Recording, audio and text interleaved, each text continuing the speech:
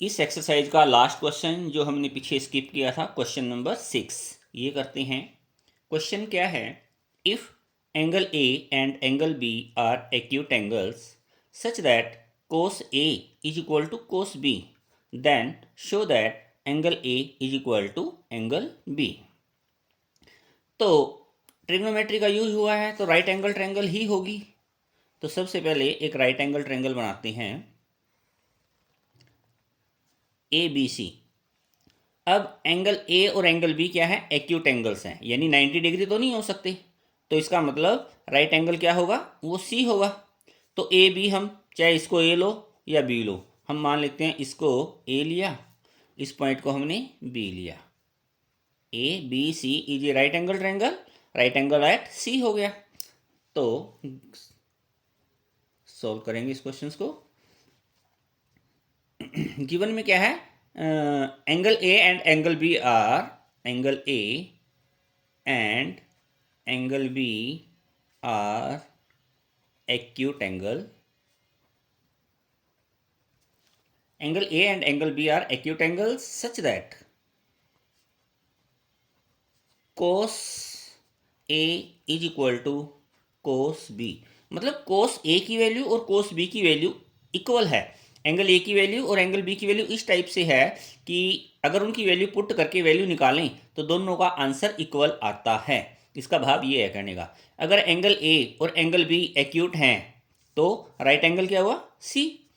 तो ये तो हमें गिवन था, ये हमें गिवन है। अब हमें प्रूव क्या करना है कि angle A and angle B are equal. तो सबसे पहले हम क्या करेंगे, इस क्वेश्चंस के अंदर सपोज करते हैं कि कोस ए की वैल्यू यानी थीटा हमारा ए पर होगा। तो हम थीटा एक बार यहाँ पे लेते हैं।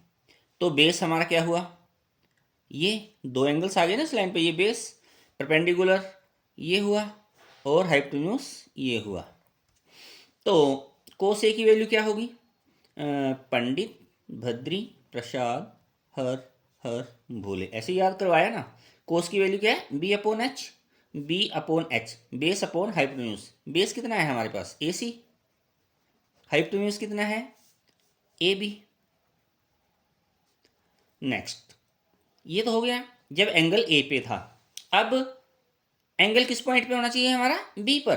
तो इसके लिए मैं डायग्राम अलग ही बना देता हूँ कि कंफ्यूजन ना हो कोई। एंगल सारे सेम रखेंगे, ये सी पॉइंट रखेंगे, ये ए रखेंगे, ये बी। अब थीटा हमें कहाँ पे लेना है? बी पॉइंट पर।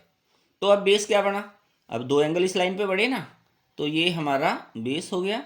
ये एक एंगल है इस पॉइंट पे, इस लाइन के ऊपर, तो ये हमारा परपेंडिकुलर और 90 के सामने हाइपोटेन्यूज। तो कोस बी की वैल्यू बेस अपॉन हाइपोटेन्यूज होगा। बेस कितना है अब हमारे पास? बेस है बी सी, क्योंकि थीटा बी पे है ना, उसके अकॉर्डिंग बेस अब हमारा बी सी है, बी सी। और डिवाइडेड बाय हाइपोटेन्यूज कितना होगा? हाइपोटेन्यूज हमारा ए बी, क्योंकि ये देखो कोस ए इक्वल टू कोस बी ये गिवन था, इसकी हेल्प से हमने इनकी वैल्यूज निकाल के और वैल्यूज पुट कर दी। अब ये देखो इनका डिनोमिनेटर दोनों का सेम है, ए बी से ए बी कट हो जाएगा, A C is equal to B C. तो A C equal to B C, A C ये वाली साइड, बी सी ये वाली साइड, या इसके अंदर ए सी बी सी, यानी कैसी ट्रायंगल होगी? दो साइड्स इक्वल है, आइसोसेलेस ट्रायंगल बन गई ना। आइसोसेलेस राइट एंगल ट्रायंगल बनी है, क्योंकि राइट एंगल भी है और आइसोसेलेस भी है, यानी कि ये साइड्स और ये साइड्स की इक्वल है। अब नाइन्थ क्लास में एक प्रॉपर्टी हमने की थी कि इक्वल साइड्स के अपोजिट एंगल भी इक्वल होते हैं। तो ए सी ये साइड है ना, इसके अपोजिट कौन सा एंगल है? ऊपर जाओ इसके बिल्कुल सीधा, जैसे 90 के सामने हाइपोटेन्यूज है ना, इस लाइन के सामने कौन सा एंगल है? Angle B. Angle B, B C side ये है, इसके सामने कौन सा एंगल है? Angle A.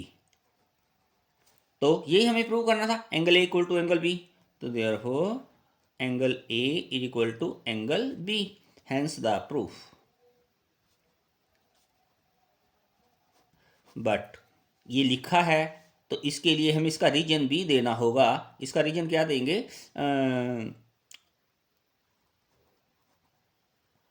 Opposite angle of equal sides are also equal.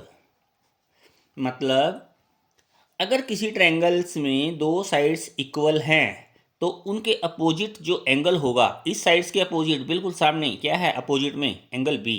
ये साइड इक्वल है, इसके अपोजिट क्या है, angle A. Opposite angles of equal sides are also equal in a triangle. In a triangle opposite angles of equal sides are also equal.